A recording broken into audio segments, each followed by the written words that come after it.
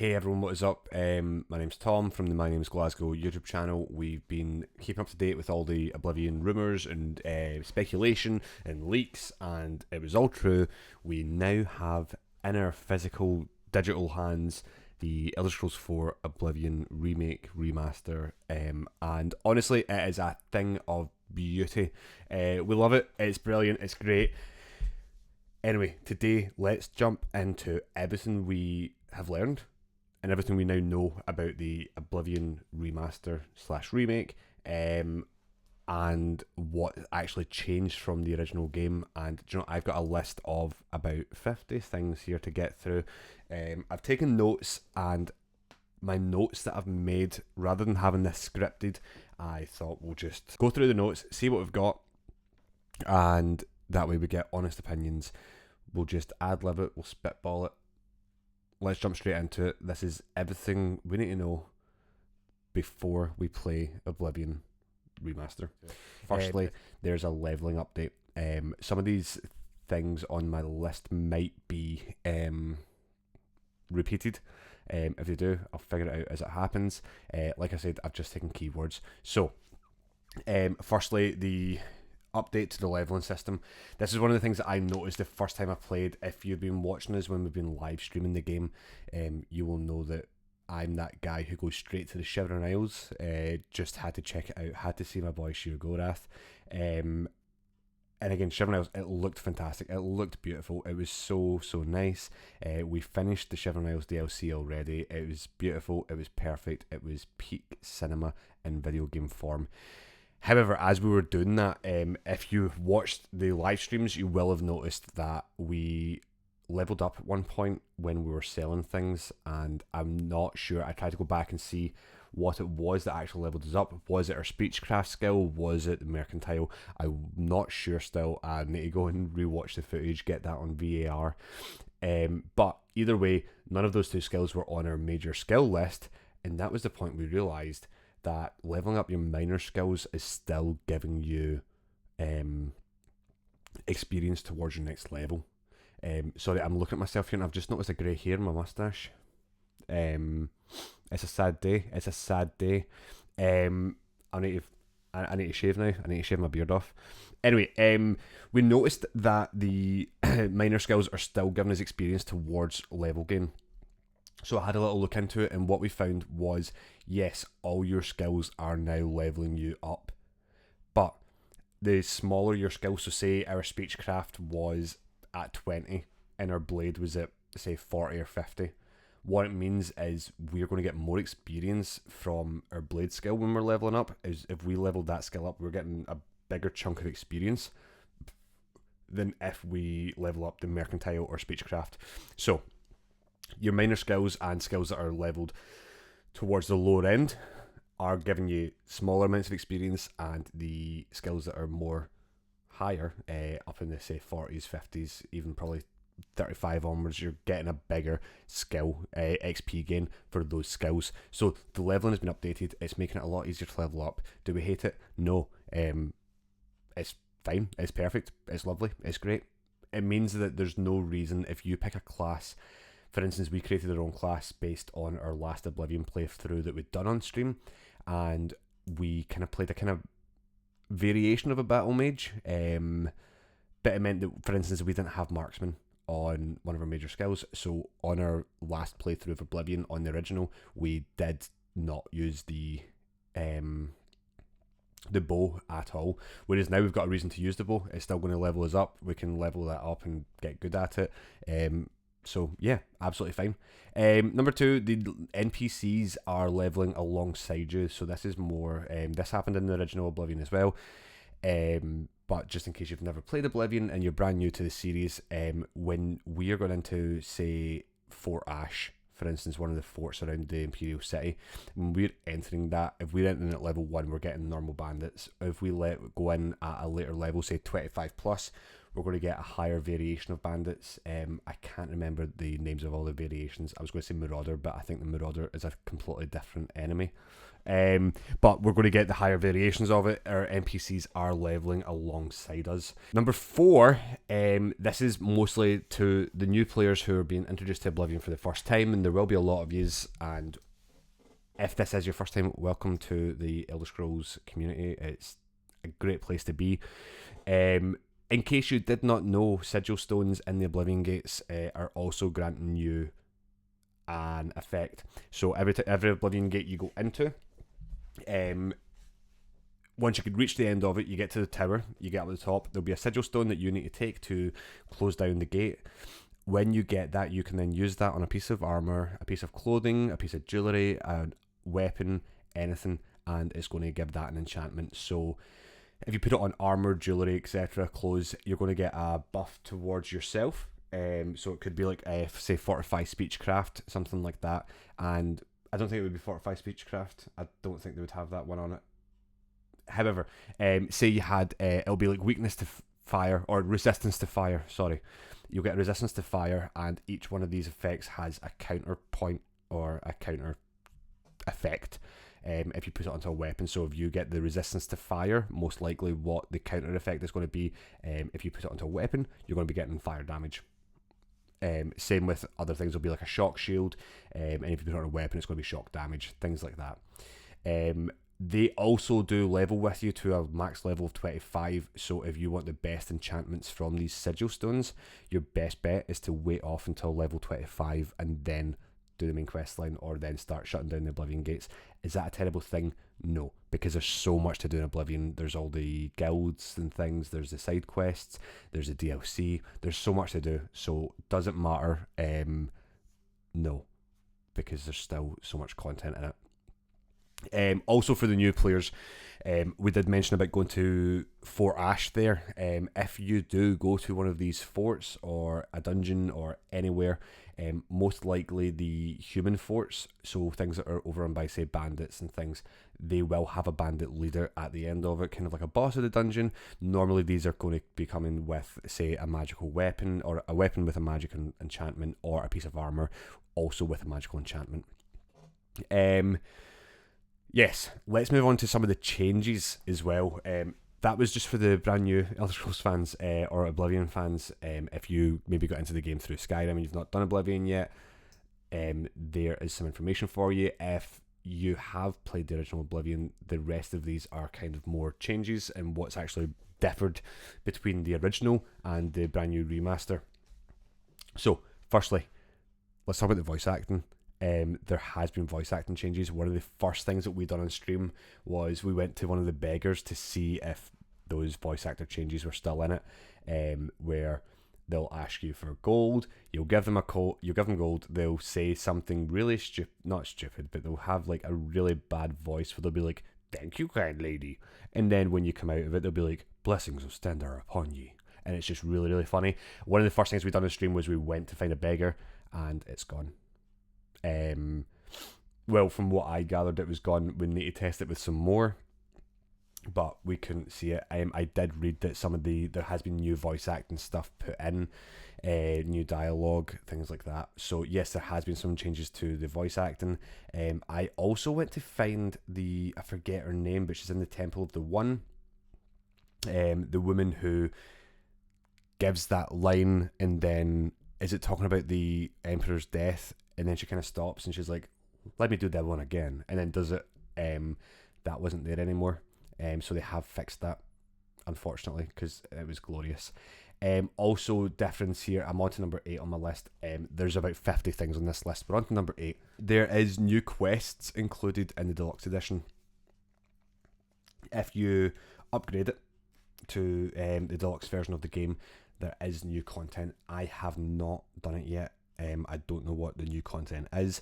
I'm sure you can find somewhere on YouTube that maybe does a deeper dive into it. I've not reached it yet, but it is there.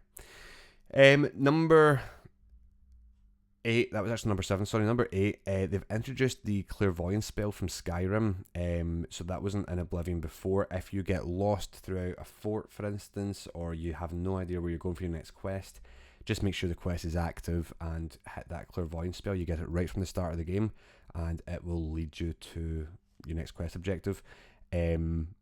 It's good if you are the kind of player that adventures too much and then gets lost in some sort of dungeon or some sort of ruin. It's great to help you get out of a tricky situation. Number 9, I was reading complaints about this on Facebook, and there's nothing wrong with it. They've changed it from the gender thing from male and female to type 1 and type 2 bodies. If you're the type of person that offends, that seems like a you issue. I'm not bothered by it. It's not affecting anybody in any sort of way. Literally, it's a difference in wording, and if you're offended by a difference in wording, deal with it. Number 10. I'm going to switch these two around because they're both kind of intertwined, but one of them really excites me. We have a sprint button now. We can finally sprint in Oblivion. I don't know why Oblivion didn't allow sprinting before. You could run, and you could run pretty fast if you had your speed attribute up. But now we physically have a button to sprint, and it's great. The animation for it's brilliant. I love it. It's brilliant. Thank you so much. We can sprint, which leads me to the next thing. When we're over encumbered, we can still walk. I don't think we can sprint or run, but we can walk. Rather than being stuck in the one place. I think, what was it? Was it maybe Skyrim, or it might be a Fallout game, and as you got more and more encumbered, it would slow down to the point where you couldn't walk. In Oblivion, it literally just stopped us. We couldn't move any further if we were over encumbered. That's now been changed. We can walk now. Next up, we have the skill points. So when we level up, we were able to, in Oblivion, you would, depending on what you've used, say you've been using a lot of blade and stuff throughout that level stage, you would get, like, say, 5 points towards your strength attribute. If you use a lot of magic stuff, you would get it towards, like, intelligence or willpower, for instance, depending on the school of magic that you're using. Now that doesn't matter. You can use whatever you want, and you can still only pick 3, but it gives you 12 points that you can put into any one of these skills. So you could do 5 in strength, 5 in willpower, and say 2 in speed, for instance. But you can change that up however you want. You can do 4 and 5 and 3. My maths isn't mathing at the moment. It's 2 on the spot, but you can decide where you want to put those, which is brilliant. So the skill, the level up UI is been upgraded, and it's brilliant. Love it. Brilliant. I'm not going to say anything bad about this game. I have no bad opinions towards this game whatsoever so far. The grab mechanic is no longer on a separate button either. Now what we have to do is, when we are picking something up and we want to move it around, we do just hold the button to take that item. We just have to hold it in. So if you have some sort of butterfingers or your finger slips, then you're going to get done for stealing. Autosaves are now on any loading screen as well, so it doesn't matter if we are coming out of a building or going into a building. Normally it just autosaved on that, or maybe fast travel as well. Now autosaves just happen on whatever loading screen. It just happens. It just works. Add-on quests, things like Shivan Isles, Knights of the Nine, the Orrery, Battlehorn Castle, the Vile Lair, those things no longer trigger at the very start of the game when you... I think some of them started in the sewers and some of them started when you left the sewers. They no longer happen. Now what you have to do is either go to the place. So for instance, we went to Battlehorn Castle on the live stream, and the quest triggered at that point. So you have to either go to the location, or you have to find the NPC that gives you it. So for instance, Knights of the Nine, you can maybe hear about it around town. They'll talk about the Prophet in Anvil, or you can just go to the Prophet in Anvil, but you will not get the quest box upon leaving the sewer or in the sewer, where it's like, hey, I've heard a rumour of a crazy prophet. You will now need to go find them. The plants now also have a 100% harvest rate. So no matter what plant you pick up, you are getting the resources from that plant, which is good. We had someone on stream the other night who was asking where to find certain plants because somebody done something bad and got suspended from the Mages Guild and had to go find dragon tongue and redwort flowers. And they were like, hey, where do I find these? So we had to obviously kind of help them out and stuff. But on the plus side, it means every redwort flower he comes across or dragon tongue flower that he comes across, he will be able to pick it up rather than getting the little prompt that says you find nothing of use. So for all those budding alchemists out there, also it's a great thing. I've been enjoying doing the alchemy on it. Brilliant. So it's really good for the budding alchemists or those bad people who are getting suspended from the Mages Guild. Looking at you, that person from stream. The Lord sign, when you're picking the signs, your birth sign at the start of the game, the Lord sign has been completely reworked. We no longer get the lesser power blood in the north and the permanent 25% weakness to fire. Instead, what we're getting now is a 15% magic resist and a plus 15% armor rating. So a complete rework there.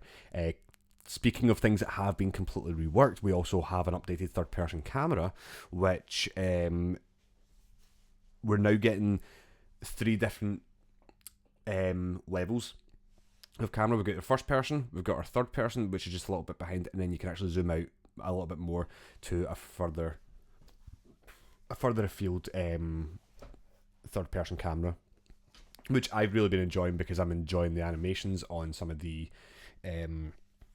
combat and on like the running and stuff. So yeah, updated third person camera, lovely. Your fatigue, there's a few things here about fatigue. Number one is that it no longer affects your melee damage. So your fatigue is literally just there to... I don't think you can power attack if you have low fatigue, but it's not affecting how much damage output is actually happening.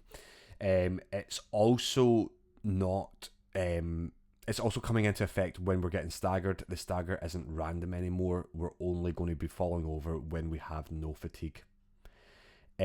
Speaking of things like fatigue, our health regeneration is also happening outside of combat. So if we're in combat, we're not getting any sort of health regeneration, but we are getting it outside of combat, and how much you are regenerating is based on your overall endurance. Off of fatigue and health, with Magicka, we can no longer cast spells while we're blocking. That's fine. It feels more appropriate, maybe. Does it? I'm not sure. But if I was some sort of wizardy person and I was blocking, I probably wouldn't be able to concentrate on a spell, you know? So is it more lore friendly? I don't know. Because at the same time, if I'm blocking with one hand, I can still do my healing spell or my fire spell, whatever, you know? So, but we can no longer do that. There's also an optional auto-aim. I didn't know about this. I only read about it. I'll need to look into it, but apparently we have an auto-aim option. Conjured weapons. This one is very exciting. I do love this.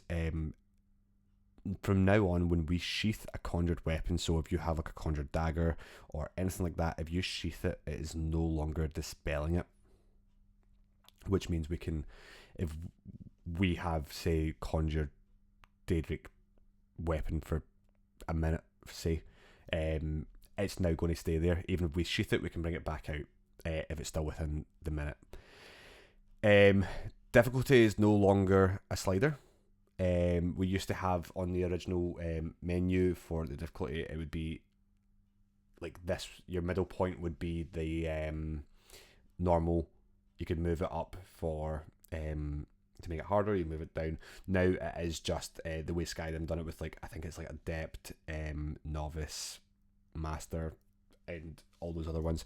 So yeah, it's now 5 presets rather than the slider. Opening a loot menu while having a bow with an arrow ready to shoot hides the arrow back in the quiver, which is also quite good. Previously, when we were playing, if we did use our marksman skill and we had a bow and arrow, it would just kind of like pause the game when we're in that. So now it's actually just put it back in the quiver. I was trying to think what the word for that is when you put an arrow back in the quiver. I was going to say sheath. No, it's not sheath if it's an arrow. I don't know. Anyway, empty containers also now have an empty indicator like Skyrim. So when we were playing Skyrim before, it would come up saying chest, and below it would say empty if there was nothing in it. Same with Fallout, I'm pretty sure. Whereas Oblivion, you would have to actually physically go into it. Not physically go in the chest, but like you'd have to look into it to actually see if there's anything in it. Now it is giving us an indication that the chest is empty.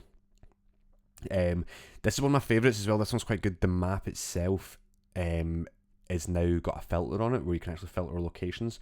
So if you're just looking for any sort of alien ruin that you've found, you can filter the map to only show alien ruins. You can filter it to only show settlements, forts, Daedric, Oblivion gates, things like that, and it's brilliant.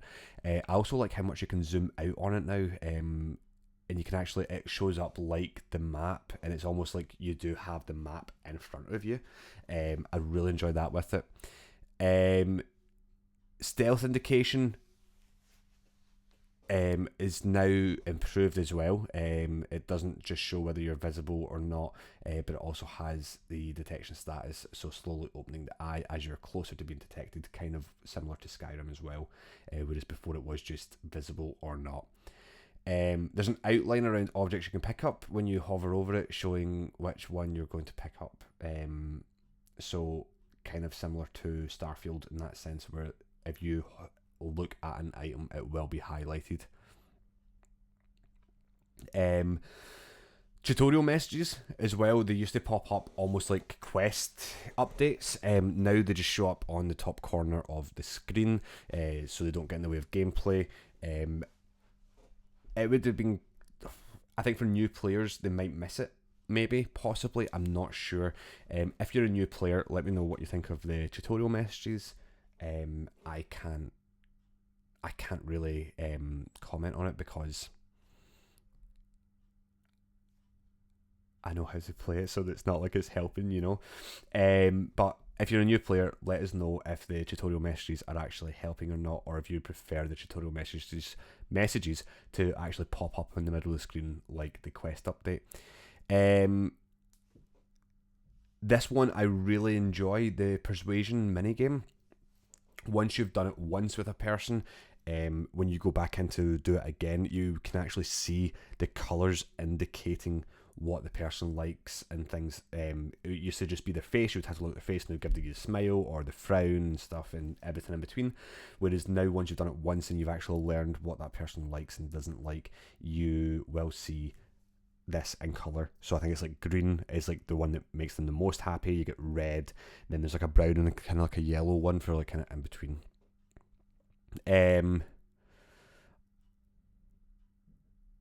The small plants have a larger kind of range for actually picking them up now as well, so you don't have to look at the actual plant itself. You can be a little bit out, which means that if you've got your sensitivity right up and you're completely missing it, you could probably still grab it. The compass shows the distance to the nearest marker as well, and I also read that this is in steps rather than in like yards or feet or whatever. It counts your steps towards that quest objective, or I think it's also working with locations. So if a location pops up on the compass that is close by, let's say for instance Fort Ash, if you're close to Fort Ash, it's going to show you how many steps away from Fort Ash you actually are, which is pretty cool. Animated plant pickups is also cool. We were speaking about this in stream the other day, where they kind of just pop out of existence. At first I wasn't too much of a fan of it. It kind of looked a bit weird, but the more I've been playing, the more I'm kind of like, no, this is absolutely fine. I love this. There's an update to the character creation. I mean, there's loads of updates to the character creation. You can go and watch our live stream where we did spend about 20 minutes just in the character creation, which I was saying to someone about it. I was like, yeah, the first kind of whole part of the stream, we were just in character creation for about half an hour. And they were like, only half an hour? So yeah, we did try and jump into the game. I'll probably do another playthrough outside of the live streams where I'm just taking everything in. But the eyes, you can choose different eyes, and there's loads to choose from. There was some Daedra ones, there was like everything, and you can get them on every race. So you could play a Nord with those kind of like dark elf, black and red eyes, for instance. It's really, really cool. Love it.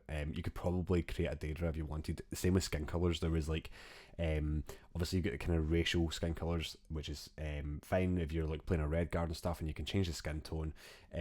But there's also the option to, you could make like a golden saint. You could have them with the gold skin. You could make like a dark seducer. You could probably make some sort of Dremora. You know, there is an option for adding these skin tones to it, and it's beautiful. It's brilliant.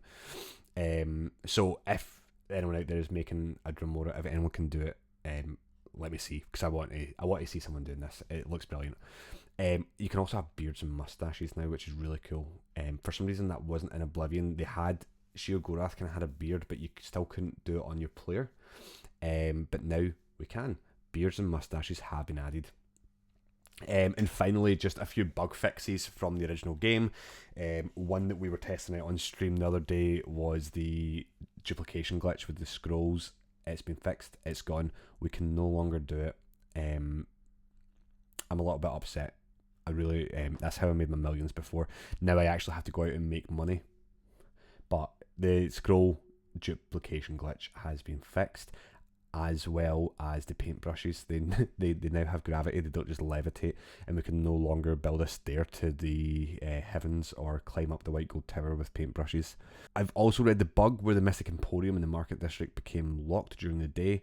If you had the Fighter Stronghold add-on has been patched. So before, the Mystic Emporium was absolutely fine. They brought out the Fighter Stronghold, which was Battlehorn Castle, and for some reason it was just constantly locked after that. So we can now enter the Mystic Emporium again, legally anyway. So not only is it a welcome back to the Elder Scrolls 4 Oblivion Remaster, it's also a welcome back to the Mystic Emporium. And finally, the spell tomes no longer make the sound of the spell when you learn them. So that is everything. That wasn't really a bug, but it was a thing. That is everything that we have written down concerning the Oblivion 4. The Oblivion 4, I keep on saying this, the Elder Scrolls 4 Oblivion Remaster. That is all the information that we've managed to find online and find in the game ourselves. And you know something, it's beautiful. We still love it. It's still brilliant. Thank you for watching. If you've liked it, remember to give the video a little like, share it with your friends and things in case it's their first time in Citadel. And yeah, we've gained quite a lot of subscribers over the last kind of week or so with some of the videos we've been putting out concerning the Oblivion remake. So welcome to all the new subscribers. We're going to keep on doing more videos on Oblivion, on Skyrim. We are working on doing a history lesson type video where we're going to just dive into all the history of the Elder Scrolls. We're going to have a look at the Daedra Princes. We're going to have a look at the Divines, a look at the stories behind some of the guilds and things. So there's a lot of more content kind of like this coming. We also started doing a podcast recently that you can get on Spotify. I'm looking to get it onto Apple Podcasts as well. I've just not figured it out yet. I think it's easy enough. I've just not had time. But we are doing a podcast as well, which is a little bit different. The podcast is us going through every single book in the Elder Scrolls franchise, and we're just reading them to you like bedtime stories. So if that's something you're interested in, if you want to listen to some Elder Scrolls lore as you fall asleep, make sure to go find us on Spotify. It's just under Mynameisglasgow. Maybe put in Elder Scrolls lore as well. I'm not sure how it's going to pop up, but it is there. We've done about 4 episodes so far. After this video is completed, I'm going to go make some more, and we'll get those uploaded. We're doing it in seasons. So the first season is all the books found in Daggerfall because there was none in Arena. So yeah, go find the podcast, subscribe to the channel. Yeah, and that's it. And by the time this video comes out, I will also have new music out. In case if you haven't saw one of the shorts that we made recently, I was talking about going on to the radio just to kind of talk about some music and stuff. So if you're a fan of music as well, I'll leave a link to my new song down below. That's just a little weird flex, just to try and get some more listeners in. Anyway, thank you for watching. I've been Tom. This is the My Name is Glasgow YouTube channel, and I will see you all next time. Thank Thank you.